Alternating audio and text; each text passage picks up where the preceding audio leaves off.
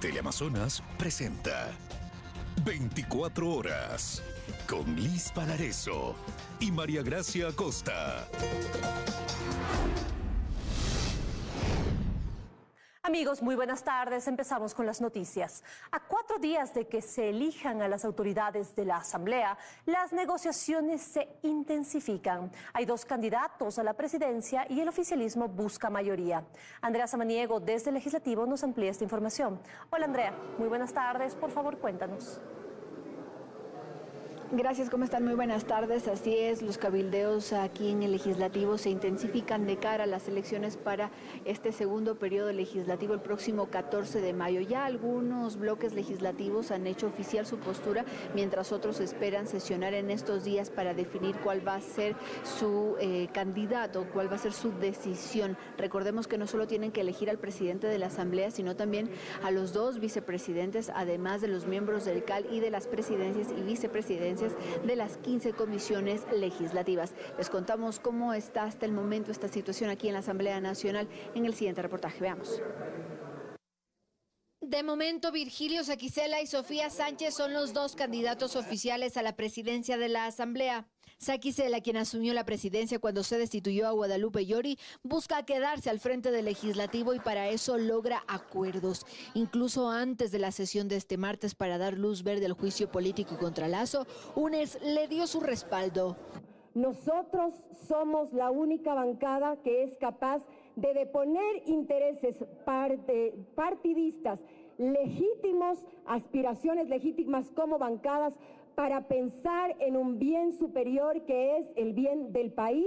A esos 47 votos se suman los del PSC, que al momento tienen 12. Somos parte de las conversaciones de esta cohesión que estamos llevando a cabo para el día domingo poder tomar una decisión y que finalmente la Asamblea Nacional continúe trabajando sin atropellos. Otros votos saldrán de los independientes y a ellos se sumarían los de la ID Rebelde, que hicieron pública su decisión mediante este comunicado.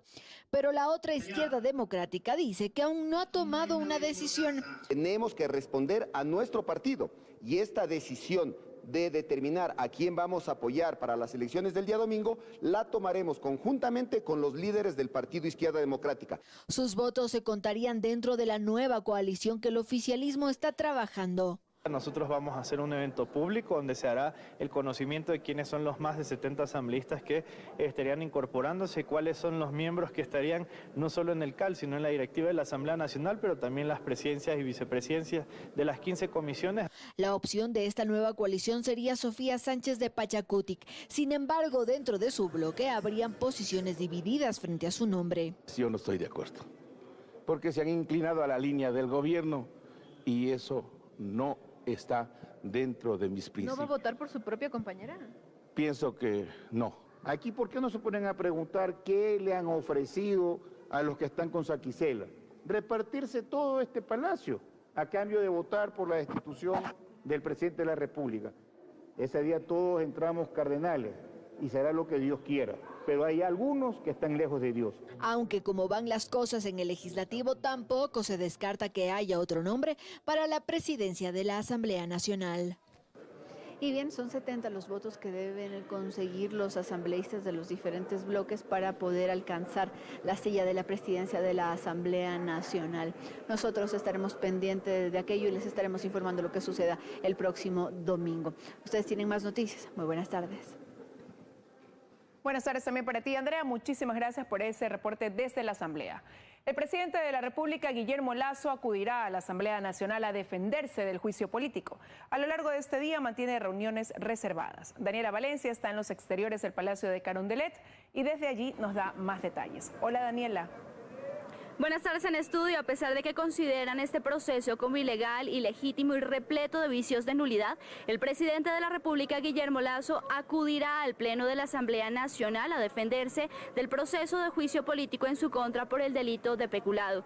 Nosotros conversamos con el ministro de Gobierno, Henry Cucalón, que nos aseveró que esta decisión de la Asamblea Nacional no fue sorpresiva, pues ya se temía que esto iba a terminar en un juicio político. Lo que sí les llama la atención es que carezca de un informe informe que esté sustentada solo en una resolución que al momento no ha sido notificada, que esto vulnera el debido proceso y también la legítima defensa. Les hemos preparado un reportaje al respecto. Veamos.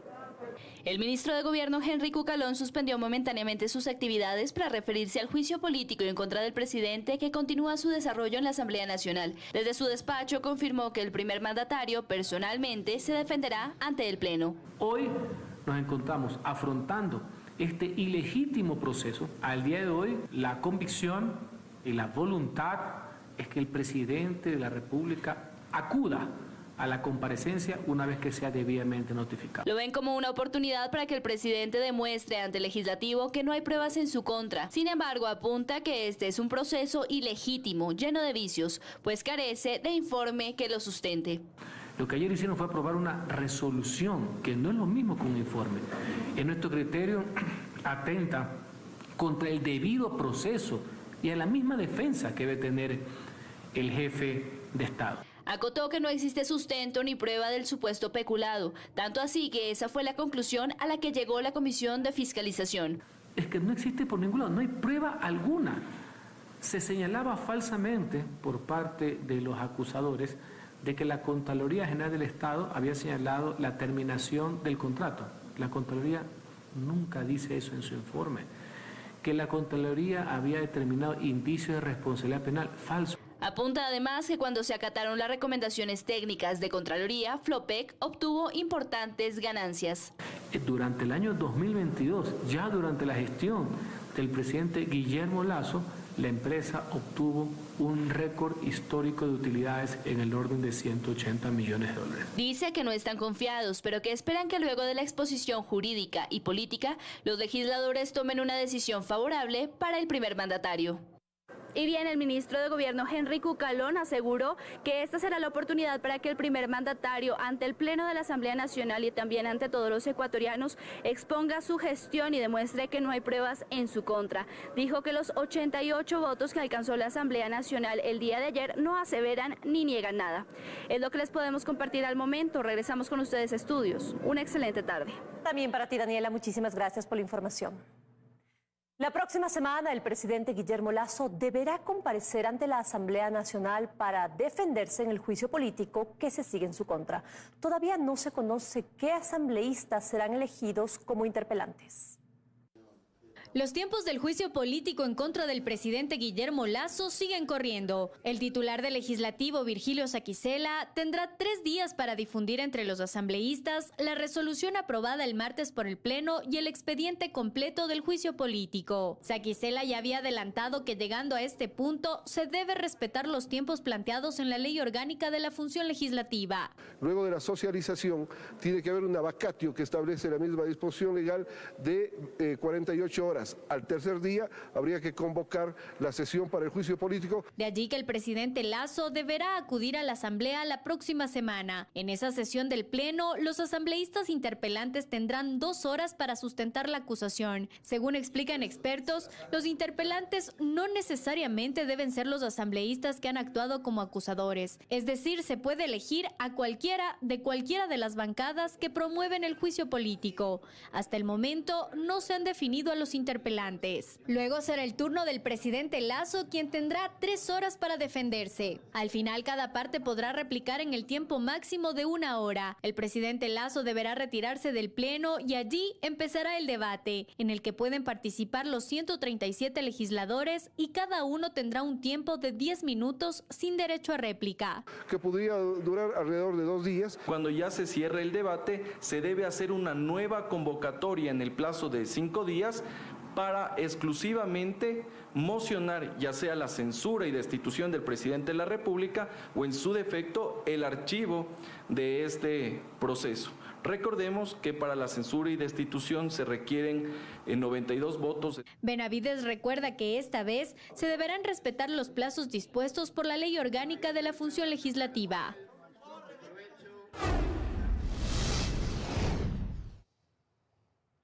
Revisamos otros temas. Luego de varios operativos, las Fuerzas Armadas y la Policía Nacional capturaron a alias Pullas, líder de la banda delictiva Los Tiguerones. La detención se realizó en el cantón Atacames, perteneciente a la provincia de Esmeraldas. La captura se realizó en el cantón Atacames, perteneciente a la provincia de Esmeraldas.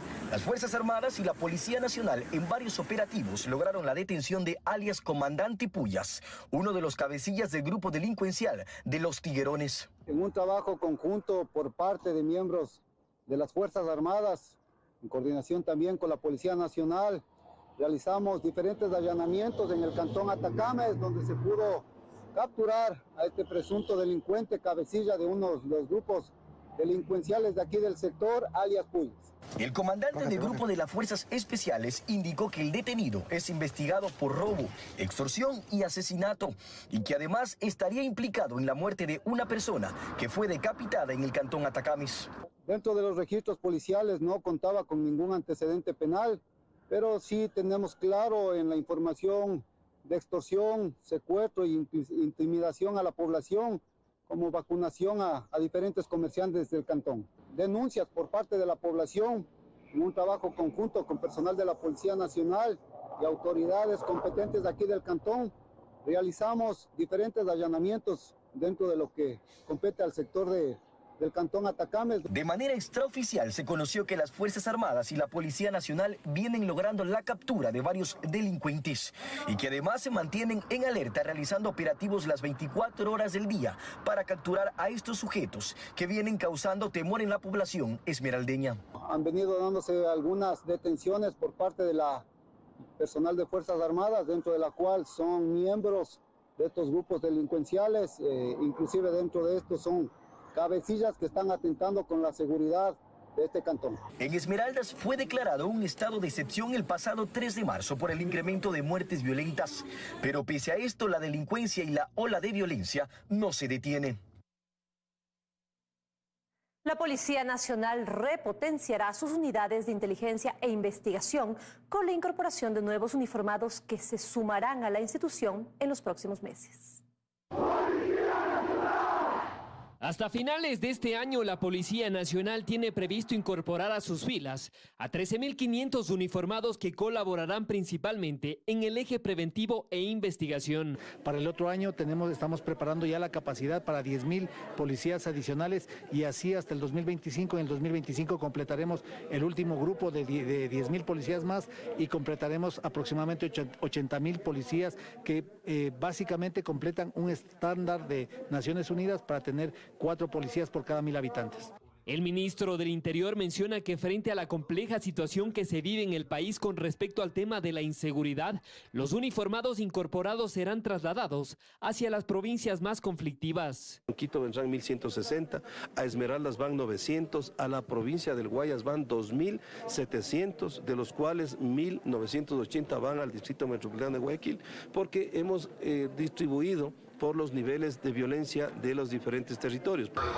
Así también resaltó que se efectuarán nuevas estrategias de seguridad para combatir los delitos, como la extorsión y el terrorismo. Por ejemplo, los corredores seguros comerciales, es decir, en lugares que ya están identificados en las zonas, no solamente Quito, Guayaquil, obviamente tenemos que poner el patrullaje preventivo permanente para que el usuario tenga la tranquilidad de poder vender. Sobre la falta de equipamiento y flota vehicular, el ministro dio a conocer que en los próximos días llegará al país 24 millones de municiones que fueron adquiridas, así también como chalecos antibalas y patrulleros que están en proceso de compra.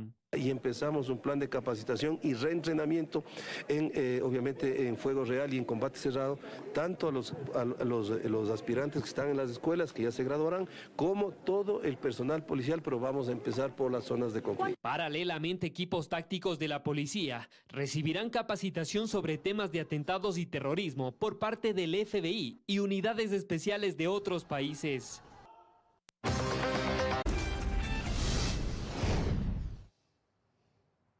Estamos de regreso con más información. El alcalde electo de Quito, Pavel Muñoz, denunció que la administración actual realizó contratos de última hora que dejan al municipio de la capital sin recursos suficientes para inversión. Además, anunció quiénes conformarán su equipo de trabajo. Stephanie Paz está en el Museo del Agua para contarnos los detalles. Hola, Steffi.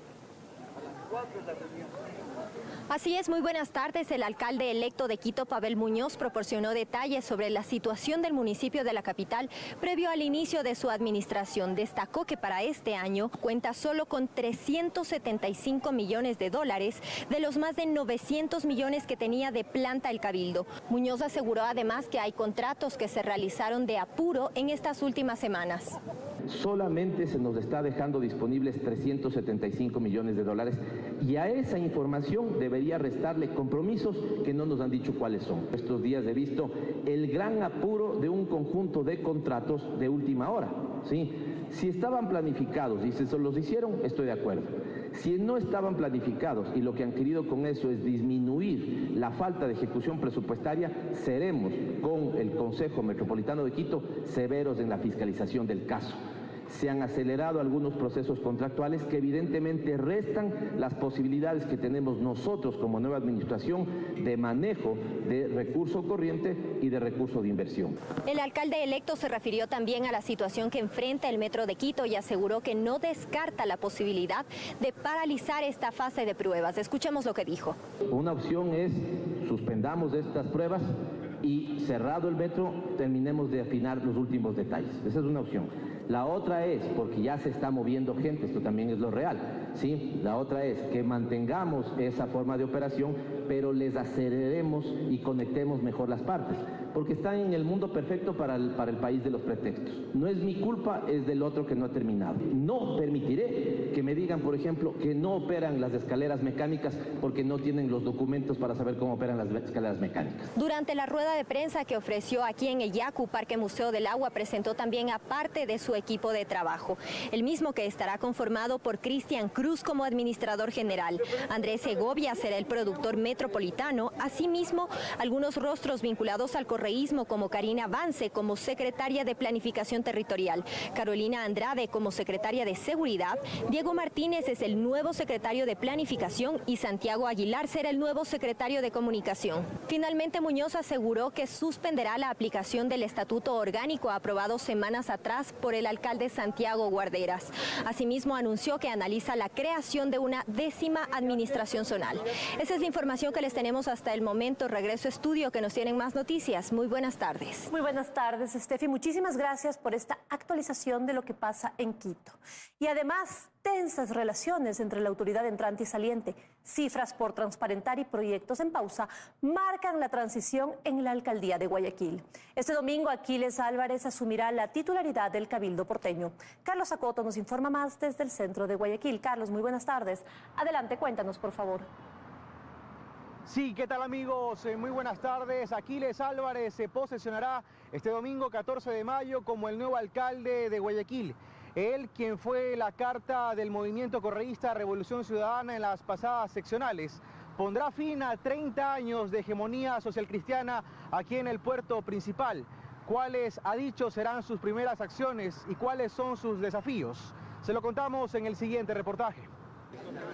Levantar toda la información financiera, determinar qué se recibe, qué no, y ponerlo en un video a consideración de la opinión pública. Será lo primero que hará tras su posesión, insiste Aquiles Álvarez, a pocos días de sentarse en el sillón de Olmedo. Una de las promesas, hacer un video en qué situación hemos recibido las cuentas del municipio, las estructuras municipales, y en su momento lo publicaremos. Y es que apenas se supo electo, hizo pública su preocupación sobre la situación económica del municipio de Guayaquil. Sus preguntas iban encontrando algunas respuestas en las 2 semanas que duró la transición hasta que se dio por terminada entre acusaciones. Álvarez revelaba entonces que el presupuesto de obras públicas está comprometido en contratos adjudicados para 2023 e incluso para 2024. Y que además la administración saliente firmó contratos de última hora y suspendió otros que eran indispensables. Rotos los diálogos y con una transición terminada, ha sido poca la información que ha trascendido respecto de la situación en la que se encuentra el municipio de Guayaquil. A decir de la administración saliente, se deja el 80% del presupuesto 2023 a disposición de las nuevas autoridades municipales y además obras en distintas etapas de ejecución. De 4 pasos a desnivel, Avenida Las Américas, 25 de julio, Trinitaria, Juan Tancamarengo, si mal no recuerdo, solamente le tocará cortar las cintas. Sin embargo, se ha reconocido que al menos 18 de 70 obras en la ciudad tienen algún tipo de retraso.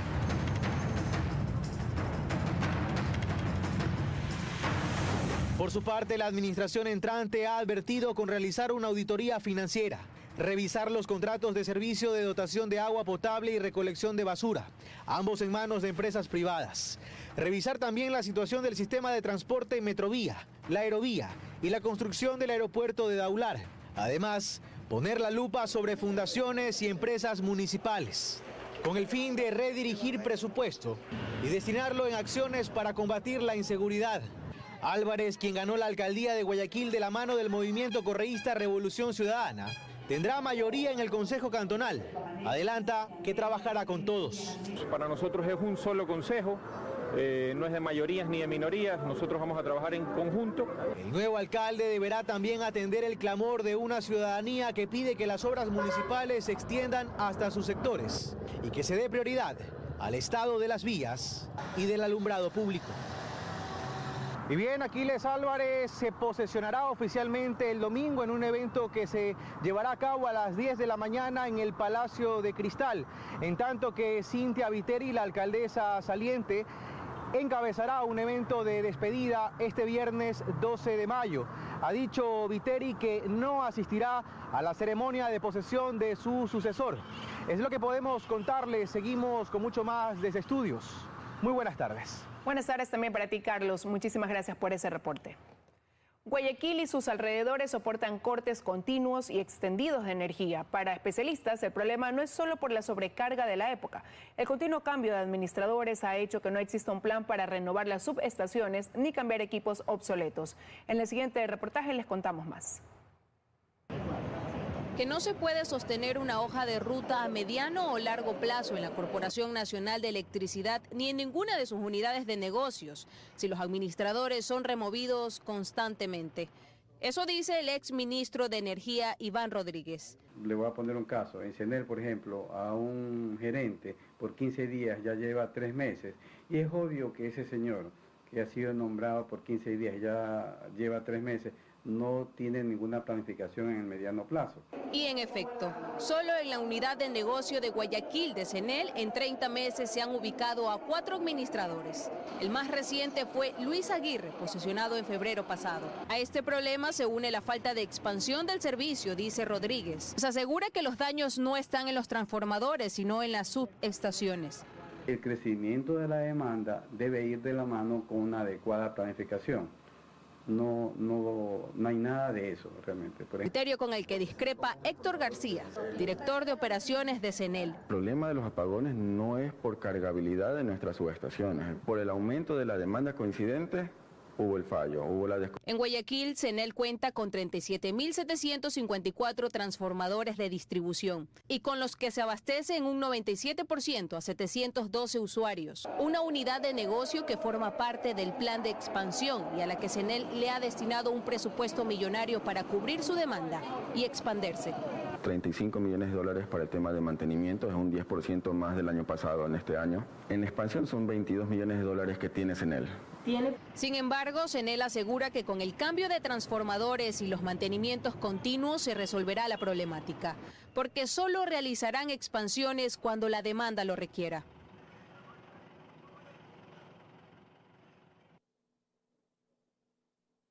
El Instituto Geofísico informó que el volcán Cotopaxi evidenció este miércoles varias explosiones con una altura de 1 a 3 kilómetros sobre la cumbre, con la presencia de vapor y ceniza. Los técnicos en el recorrido comprobaron presencia de ceniza en Pastocaya, en noroccidente del volcán, y Mulaló, en San Agustín de Cayo.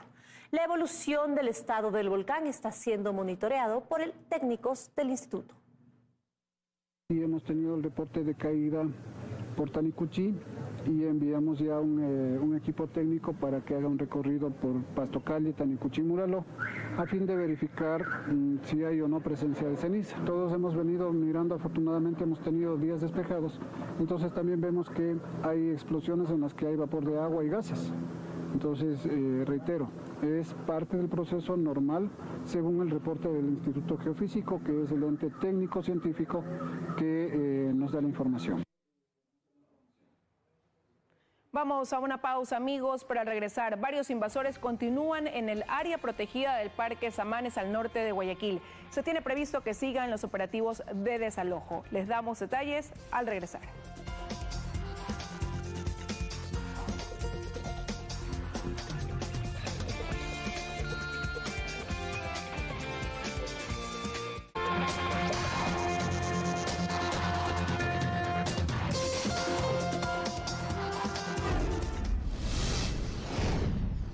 Seguimos con más noticias. Los invasores del área recreacional del Parque Samanes, en el norte de Guayaquil, son reincidentes. Tras los desalojos realizados durante los últimos días, este miércoles aún se ha podido observar la presencia de ciudadanos en este predio, considerado como zona protegida. A esta hora nos enlazamos con Bernarda Ceballos para darnos más información. Adelante, Bernarda, muy buenas tardes. Cuéntanos. Amigos, ¿qué tal? Muy buenas tardes. Efectivamente, el mediodía de este miércoles se realizó un nuevo operativo aquí en los terrenos de Parque Samanes, ubicado al norte de la ciudad de Guayaquil, y es que en horas de la mañana se pudo observar que ciertos invasores continuaban en esta área protegida. Nosotros les hemos preparado un reportaje al respecto. Veamos. La presencia de invasores en el área de recreación nacional Los Samanes continúa. Ciertos ciudadanos la mañana de este miércoles aún se encontraban en los predios de esta zona protegida pese a los operativos realizados días posteriores. Es así que las autoridades competentes procedieron a realizar nuevos controles el mediodía de este miércoles, aunque para las 12 del día los invasores ya se habían retirado del lugar por cuenta propia. Estamos en este primer punto, que es el sector de Huancavilca. Como puedes evidenciar, no hay personas ya dentro del terreno. Hasta el momento existen 1.500 ciudadanos retirados del lugar y 10 sujetos aprehendidos que fueron detenidos por ingresar nuevamente a este predio que es administrado por Inmobiliar. El día de ayer se hizo la detención, no hubo mayores incidentes. Entre tanto, la Fiscalía dictó prisión preventiva para 8 de las 10 personas aprehendidas, mientras que para las 2 restantes ordenó la presentación periódica por presunto delito de invasión de áreas de importancia ecológica. Se tiene conocimiento que la Prefectura del Guayas entrante ya ha solicitado este terreno que cuenta con más de 60 hectáreas. Entre tanto, desde la Secretaría de Asentamientos Irregulares se asegura que los operativos continuarán durante los próximos días. Esa es la información que les tenemos hasta estos momentos de la tarde. Regresamos a estudio. Excelente jornada. Igual para ti, Bernarda, muchísimas gracias por ese informe. Los resultados electorales del pasado domingo en Chile dejan una paradoja. Los contrarios al proceso constituyente serán los encargados de redactar la nueva constitución en el país. María Gracia Costa conversó con analistas y consultores chilenos, quienes consideran que el presidente Gabriel Boric queda muy golpeado y debería buscar acuerdos. Nuevamente los chilenos sorprenden en las urnas. 8 meses después de que Chile le dijera no a la constitución de izquierda del presidente Boric, los últimos resultados electorales le dieron la victoria a la derecha y centroderecha del país, que se lleva 34 de 51 consejeros encargados de cambiar la constitución. El analista de asuntos públicos Rafael Urriola lo explica así. Entonces está hoy día en la paradoja que quienes deben redactar la constitución son quienes no tienen ningún interés en redactar nada, porque ellos ni siquiera participaron del acuerdo. Y ellos no están por cambiar ninguna constitución y lo han dicho siempre. Ellos, dice, hablaron a los chilenos de los temas importantes: seguridad, migración, educación, economía y más. Y no de una nueva constitución. Pero hoy serán en su mayoría los encargados de escribirla. Lo más probable es de que van a tener enormes problemas porque les van a pedir que algo redacten. No van a poder salirse. O sea, ahora van a tener que jugar en esto porque constitución va a tener que haber, la que sea. Esa es la encrucijada, que podemos llegar a un punto en que se rechace la nueva constitución. Chile tiene al presidente más izquierdista y de sus manos pasó la reforma constitucional. Ahora, según el director de Asuntos Públicos de Consulting, está claro su camino. Hay un efecto de voto de castigo al gobierno de Gabriel Boric. Hoy día están en un dilema, o sea, me voy más a la izquierda, o sea, vuelvo a mis orígenes más radicales, o apuesto por el diálogo, los acuerdos, por la unidad, y logro tratar de avanzar en una propuesta común. Así es como los grandes perdedores terminaron siendo los grandes ganadores en poco tiempo. Ahora en alianzas, el partido de José Antonio Kast, líder de la derecha radical a la que Boric derrotó, definirá la Carta Magna, la que manda sobre los poderes del Estado. Ya a la derecha, ya los empresarios le están pidiendo que adecúe su programa, que adecúe su agenda legislativa y que por lo tanto las reformas fundamentales tienen que ser repensadas. La coalición de izquierda obtuvo 17 consejeros. Es un voto duro contra la agenda de cambio en medio de la crisis que atraviesa el país, especialmente a partir de la ola reformista. Empieza una nueva era en Chile con un presidencialismo de minorías y una sociedad cansada de acudir sin resultados a las urnas. Un jurado de Nueva York, en Estados Unidos, exculpó al exmandatario Donald Trump del cargo de violación, pero le condenó a pagar $5 millones a la excolumnista Jan Carroll a modo de compensación por los delitos de abuso sexual y difamación. Ronen Suar, de La Voz de América, informa desde Nueva York.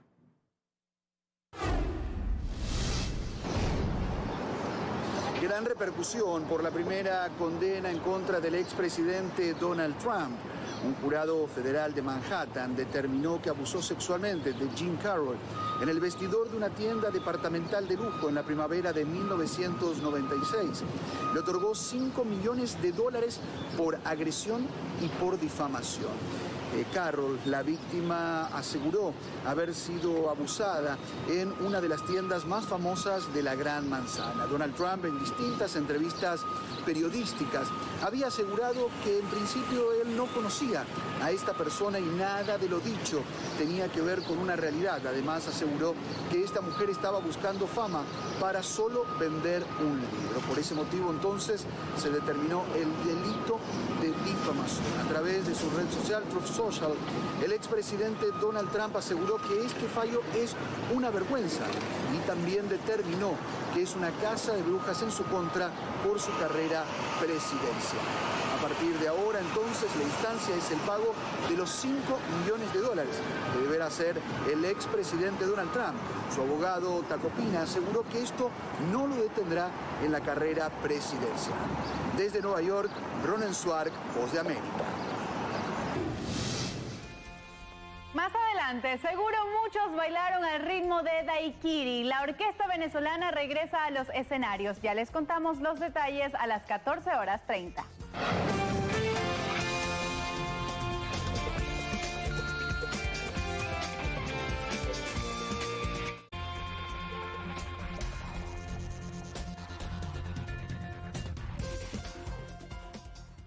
Estamos de regreso y en nuestro segmento de Economía para Todos revisaremos el índice del precio del litio.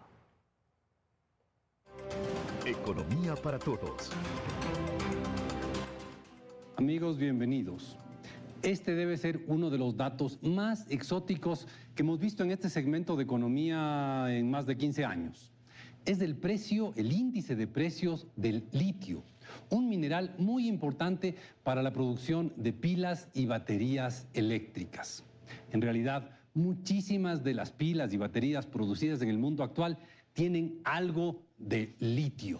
Hoy, con tantos aparatos que necesitan baterías y cada vez hay más aparatos y hasta más vehículos que solo funcionan con baterías, por eso es que el litio va a ser cada vez más importante.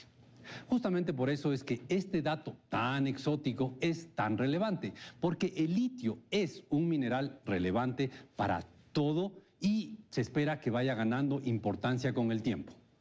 Y el litio, cuyo precio había estado estable por varios años, empezó a subir a mediados del 2021 y llegó a niveles inusualmente altos a inicios de este año para desplomarse entre enero y abril. Y eso es porque a inicios del 2021 se creyó que con el despegue de los vehículos eléctricos a batería iba a haber una escasez de litio, pero luego se dieron cuenta que la producción también había crecido. En cualquier caso, este dato es un dato al que le daremos seguimiento porque en el futuro este metal, el litio, irá cobrando cada vez más importancia en la economía. Muchas gracias. Economía para Todos.